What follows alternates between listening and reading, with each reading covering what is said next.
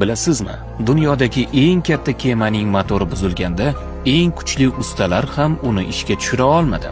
Shunda kompaniya katta tajribaga ega mexanik muhandisni chaqirdi. U motorni diqqat bilan tekshirdi. Muammoning asl nuqtasini topdi. Keyin kichkina bolg'achasini chiqarib, aynan kerakli joyga bir necha aniq zarba bilan urdi va shu zahoti ulkan motor qayta ishlay boshladi. Bir hafta o'tib hisob keldi. $100,000. Kema egasi hayratlanib dedi: "Siz bolg'acha bilan urdingiz xolos-ku."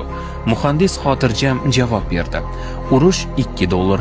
Qayerga, qanday va qancha kuch bilan urishni bilish $99,998. Xulosa: tajriba va bilim arzon bo'lmaydi. O'z qadringizni past baholamang. Agar hayotingizni har kuni 1% ga yaxshilamoqchi bo'lsangiz, sahifamizga obuna bo'ling.